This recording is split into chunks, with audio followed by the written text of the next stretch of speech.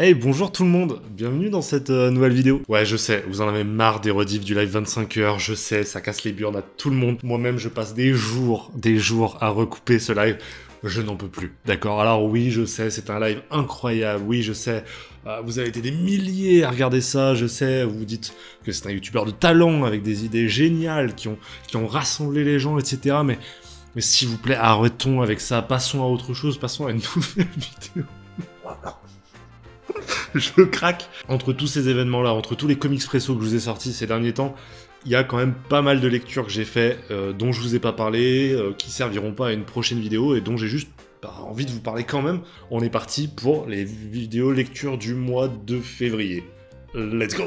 Et on commence par Rogues, c'est écrit par Joshua Williamson, dessiné par Léo Max, que je ne connaissais pas du tout, pour tout vous avouer. Alors Rogues, ça fait partie de ce Black Label chez DC, c'est évidemment édité chez Urban. Qu'est-ce que ça raconte? Ça vient de raconter l'histoire des Lascars, vous savez, ces ennemis de Flash notamment, donc en anglais les Rogues.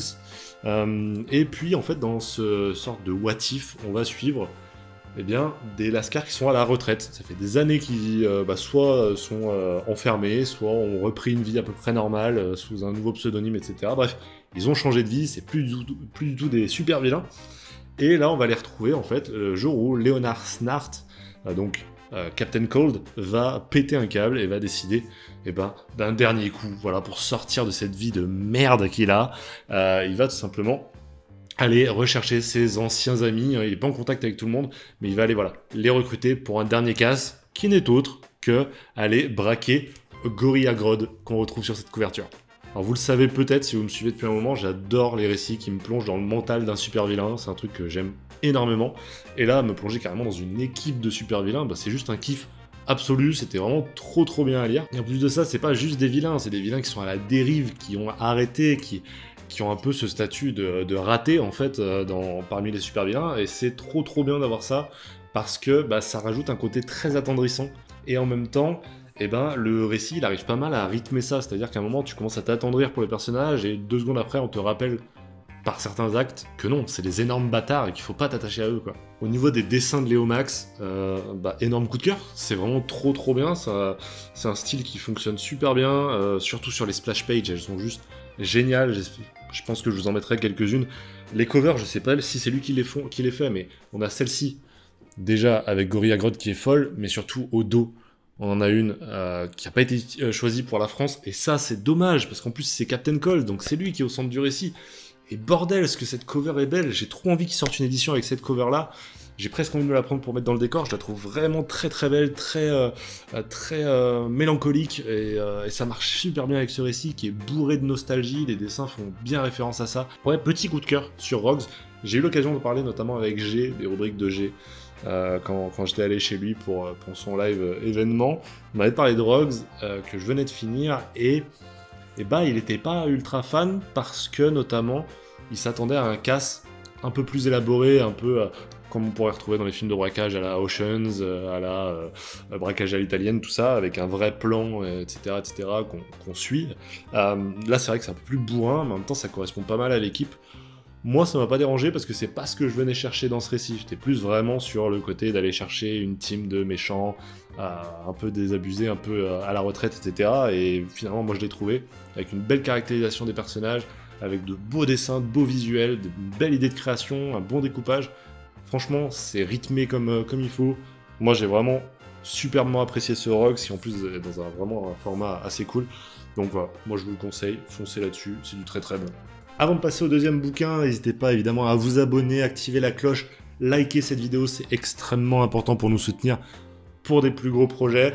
Voilà, si vous aimez la vidéo, likez-la, likez tous les créateurs dont vous appréciez le travail. Je sais qu'on n'y pense pas souvent, on est plus tenté de dire du mal quand on n'aime pas que de dire du bien quand on aime.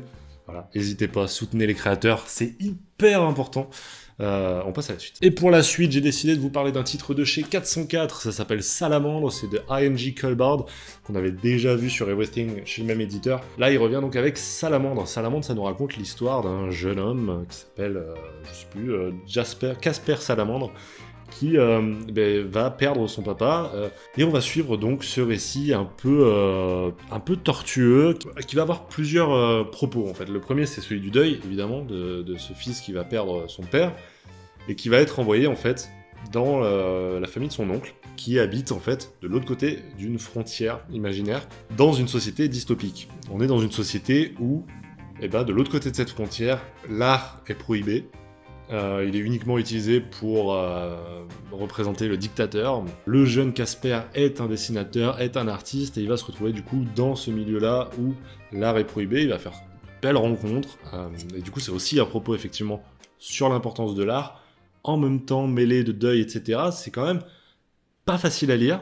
Pourquoi je vous en ai pas parlé dans un Comixpresso? Parce que j'ai eu du mal à comprendre ce que j'avais ressenti dans ce bouquin. J'ai eu besoin de le digérer, et du coup, aujourd'hui, je suis à peu près sûr de ce que je pense. C'est que je suis partagé. Je suis partagé entre plusieurs sentiments, entre ce sentiment, effectivement, d'avoir été plongé dans ce récit poétique, avec une sorte de doux amer, de goût doux amer, qui est assez particulier, qui fait que effectivement tu te plonges dans ce récit, tu te prends d'affection pour ces personnages-là, et en même temps ce sentiment de pas assez.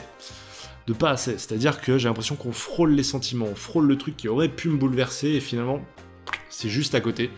Ça prend la bonne direction, et moi ça ne touche pas dans le mille, contrairement justement à La Cave du Mills, qui en a parlé. Je vous conseille sa vidéo, il parle de Salamandre, c'est une super vidéo, où lui pour le coup ça a vraiment tapé droit dans le mille, parce que effectivement ça parle aussi de paternité, donc vous pouvez vous retrouver là-dedans. Ça parle d'art, voilà, moi je suis ni papa ni artiste, et donc effectivement c'est vrai que je suis passé un tout petit peu à côté du récit, mais pas loin en même temps. Donc si vous remplissez un des deux critères, ou même si vous pensez vous reconnaître dans ce genre de récit, moi je vous dis de foncer à 200%, c'est quand même... ça te procure des émotions, et ça c'est quand même ce qu'on cherche dans la lecture, sans parler évidemment, je le dis à chaque fois, mais de l'édition de 404, avec ce...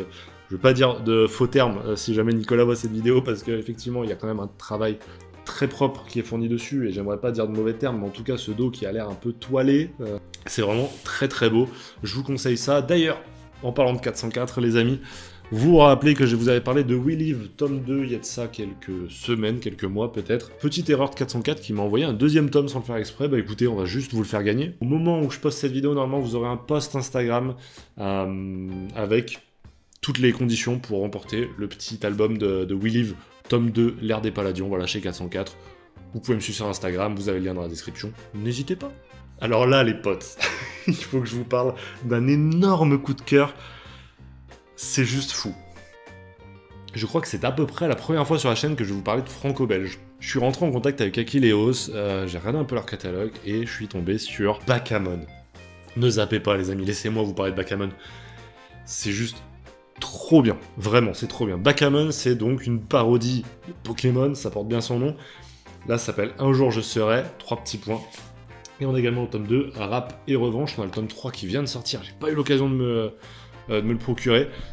En gros, c'est une parodie de Pokémon, mais qui pousse très très loin le délire. Donc en vrai, on va suivre un dresseur qui va être poussé de la maison par sa mère alors qu'il a à peine 12 piges, comme dans les jeux. Il va être poussé, voilà, à aller chercher son premier Bakamon, à aller forcer à se taper sur la tronche, à trouver de la thune, parce que mine de rien, il faut trouver de la thune, donc il va devoir totalement dépouiller des dresseurs sur son chemin, il va devoir comprendre le système d'évolution, et c'est hyper intelligent en fait, c'est hyper drôle, mais surtout c'est hyper intelligent. Toutes les questions qu'on a pu se poser à un moment ou à un autre en jouant à Pokémon, c'est résolu là-dedans, et c'est pas juste pour te faire sourire, c'est vraiment extrêmement bien amené, extrêmement malin, et je m'attendais pas à ce point à prendre du plaisir. Je pensais vraiment que ça arriverait à me décrocher un sourire, mais là j'ai vraiment pris un malin plaisir à découvrir toutes les références, à découvrir tout ce cheminement qui est fait. C'est vraiment très très cool. À tous ceux qui ont joué ne serait-ce qu'une seule fois à Pokémon, à tous ceux qui ont fait que ne serait-ce que les 5 premières minutes de Pokémon jaune, bleu ou rouge, il y a de ça 20 ans, foncez sur Bakamon, vraiment. Autorisez-vous ce délire-là, c'est le meilleur cadeau que vous puissiez vous faire. C'est disponible donc chez Achilleos, et j'ai adoré. Les amis, il y a un scénariste que je lis pas mal en ce moment. J'ai une certaine boulimie à propos de cet artiste. Il s'appelle Ed Brubaker, je sais pas si vous connaissez. Sachez que ça, c'est ce que j'ai lu de cet auteur depuis 2 mois. Pardon. Et du coup, vous l'avez compris, je vais vous parler de Brubaker Phillips avec ce tome 2 de Kill or Be Killed. J'ai également lu Reckless, tome 1 et tome 2, mais ça pour le coup je vous en ferai un comics presso parce que ça vaut un comics presso pour vous en parler. En tout cas, Kill or Be Killed, là c'est le tome 2. Pour vous rappeler l'histoire un peu de Kill or Be Killed, on va suivre donc ce personnage, je me rappelle même plus le nom, Dylan, pardon. Dylan, c'est un personnage qui a raté son suicide, et un démon, en tout cas une entité, vient le voir en lui disant que c'est lui qui vient lui sauver la vie, et que pour rembourser sa dette, il va devoir, tous les mois, assassiner un énorme bâtard, quelque part. Je vous en avais déjà parlé du tome 1, c'est mon coup de cœur de l'année en termes de série, c'est vraiment très très bien en termes... Enfin, en termes de tout, quoi. En fait, ce qui me choque le plus chez Brubaker, c'est ses personnages, sa manière de créer les personnages. Il y a un truc qui est au-delà du réel pour moi, ils sont réalistement désabusés. Ils ont un truc de... Je les connais et en même temps, j'ai pas envie de les connaître. Il y a ce truc des voix off qui est très puissant, qui me rappelle énormément les autres médias que j'aime, comme Dexter, comme certains films à la Fincher, etc. Il y a cette ambiance-là qui, moi, me séduit, mais à 10 000 %, c'est juste fait pour moi, je peux pas dire autrement. Ce truc de rentrer dans le cerveau d'un malade mental, en fait, pour lequel tu t'attaches, je trouve ça trop bien. Et quand c'est maîtrisé comme ça te met une baffe. Tu rajoutes à ça les intrigues, la manipulation du temps entre les flashbacks, il joue avec le lecteur en plus, ça c'est trop bien, vraiment il te dit « Ouais, je t'ai déjà parlé de ce personnage, ouais, tu t'en rappelleras pas quand je vais t'en reparler, mais je vais t'en reparler. » Et ça, il le fait, effectivement, t'avais oublié ce personnage dont il t'avait dit qu'il était... C'est trop fort.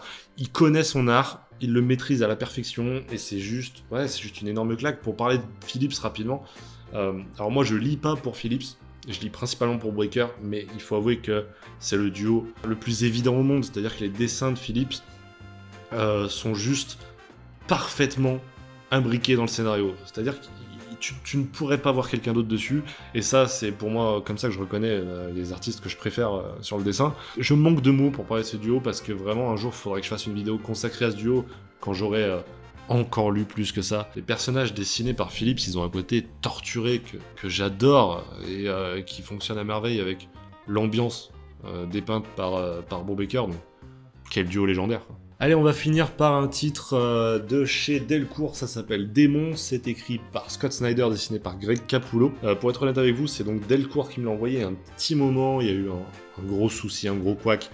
Ça a été envoyé au mauvais endroit, bref, je me suis un peu démerdé pour le récupérer. Je l'ai récupéré, je l'ai lu, c'est pas un coup de cœur. C'est pas un coup de cœur, mais en même temps, tout n'est pas acheté non plus. Qu'est-ce que ça nous raconte Démon ? Démon, ça va nous raconter l'histoire en fait de Lam Cullen, qui est donc ce personnage-là. Dans un premier chapitre, c'est donc elle qui va raconter son histoire, et grosso modo, on te dépeint ça comme la chute de l'humanité. C'est l'histoire de la chute de l'humanité. Cullen, elle va nous raconter un peu son enfance, comment est-ce qu'elle a perdu son papa récemment, et puis comment la perte de son papa l'a amené à rencontrer un nouveau monde, qui est tout simplement le monde des démons. Elle va commencer à combattre les démons. Parmi les démons, on va retrouver Gus, qui était tout simplement l'ancien partenaire de son père, dans une sorte de secte qui se bat contre les démons. C'est pas du tout original dans l'approche. Dans la deuxième partie, en fait, on va suivre du coup le point de vue de Gus, qui nous raconte lui aussi cette chute de l'humanité, et puis dans un troisième tome, c'est un peu les deux qui sont mêlés, donc ça fait un rythme assez convaincant là-dessus. Donc je vous l'ai dit, c'est Snyder et Capullo. C'est pas très original, et c'est peut-être ça qui a fait défaut au titre, parce que du coup ça a subi un peu la comparaison avec d'autres œuvres que moi j'adore. Je l'ai notamment beaucoup comparé dans ma tête à Trollhunters, qui est cette série animée de Guillermo del Toro. Vous connaissez mon amour pour Guillermo del Toro, et ça m'a beaucoup rappelé ça. Notamment le personnage de Gus, alors, qui est le point positif du bouquin. Je me suis beaucoup attaché à ce personnage, et du coup qui m'a rappelé le personnage de Arg, pour ceux qui regardent Chasseur de Trolls, qui est ce personnage avec une apparence démoniaque, avec une apparence de gros balourd, de gros balèze, mais qui finalement a un cœur d'artichaut. Et ça, j'ai beaucoup aimé, et qui en même temps a cette capacité d'un coup à devenir vraiment très énervé et très très fort. Donc ouais, c'est un peu semblable. Et puis il y a tout ce propos sur la foi, encore une fois sur le deuil, mais très axé sur la foi. Et j'avoue que c'est pas un sujet qui me touche énormément, hein, tout simplement.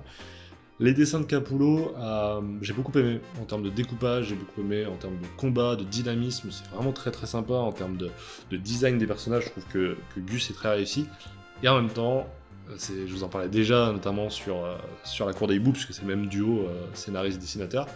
Je suis pas fan des visages dessinés par Capullo, ça me touche pas trop. Voilà, comme vous pouvez peut-être le voir.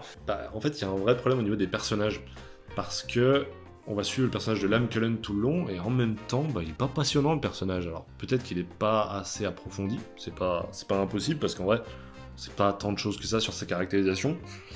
Et en même temps, physiquement, c'est pas très attrayant non plus. Donc finalement, tu t'intéresses pas trop au personnage, t'as envie d'en savoir un peu plus sur ces personnages-là que sont les démons, parce que physiquement ça marche, et parce qu'en plus ils sont un peu plus caractérisés. En somme, en résulte un bon moment de lecture, j'ai plutôt apprécié le voyage, en même temps j'irai pas le recommander à tout le monde, mais si ça vous tombe entre les mains et vous avez une petite heure devant vous, lancez-y un œil, et peut-être que vous trouverez bon compte. Moi je suis un peu passé à côté, mais ça peut plaire. Bon voilà, il me restera plus qu'à vous parler de mes nouveaux achats, parce qu'il y en a eu pas mal, dans une prochaine vidéo. J'espère que celle-ci vous aura plu, n'hésitez pas encore une fois à liker, vous abonner. Vous avez tous les liens dans la description, vous savez quoi faire de toute manière. On se retrouve très bientôt pour une nouvelle vidéo. D'ici là les amis, passez une belle semaine, voilà, une belle journée. Prenez soin de vous, c'est le plus important. Ciao tout le monde.